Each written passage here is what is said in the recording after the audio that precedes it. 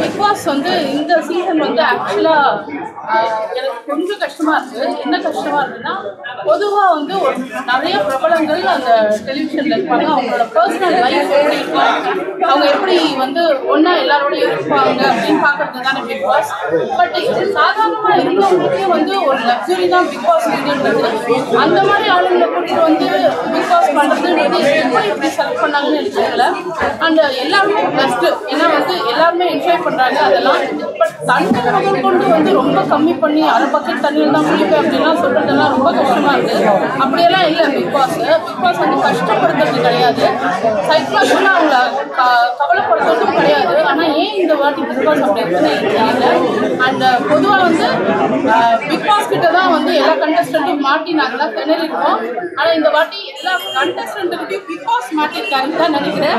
So ஒவ்வொரு டிசைனில் இருக்குது. ஸோ எப்படி பிக் பாஸ் தப்பிக்க போகிறாங்கன்னு தெரியல. So all the best to Vijay Sethupathi அண்ணா. ஏன்னா எல்லாரையும் வந்து ஜெயிக்கணும் அப்படின்னா.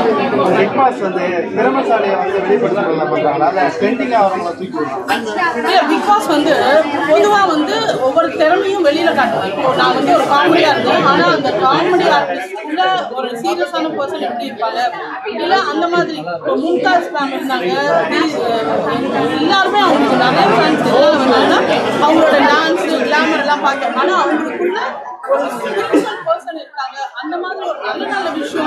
நமிதா இருந்தாங்க, நமிதாக்குள்ள வந்து ஒரு ஹரே கிருஷ்ணா வந்து அவங்க எப்படி டிவோட்டியா இருந்தாங்க, அந்த மாதிரியான விஷயம்லாம்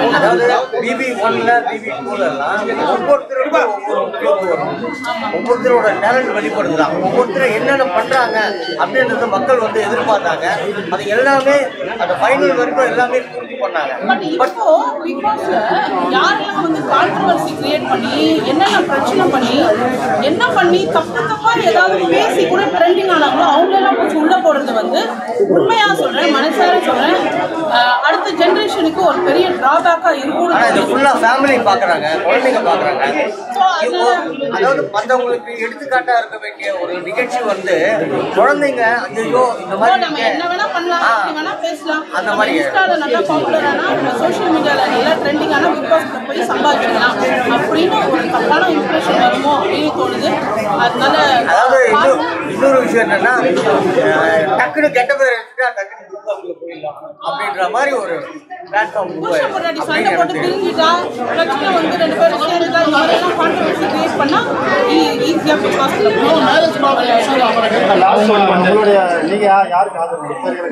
ஐயோ நான் யாருமே அதோட நான் வந்து பாவம் ஏதாவது ஓட்டிக்கிட்டு போகணும்னா விஜய் சேதுபதி எனக்கு போடுறேன்.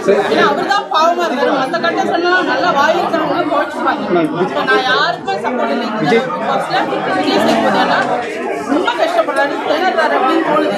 மூச்சு முட்டை வைக்கிறாங்க, அவருக்கு தான் சப்போர்ட். மேம் கமல் எஸ்டிஆர் இப்போ விஜய் சேதுபதி பண்ணுறாங்க, போஸ்ட் எப்படி பண்ணுறாங்க? கமல் சார் வேற லெவலு, எஸ்டிஆர் வேற லெவலு, விஜய் சேதுபதி அண்ணாவும் வேற லெவலு. அவங்களுக்கு மாட்ட கண்டஸ்டன்ஸை வச்சு தான் அவங்க வந்து பேசுனாங்க. ஸோ 3 பேருமே பெஸ்ட்டுங்க, சூப்பர்.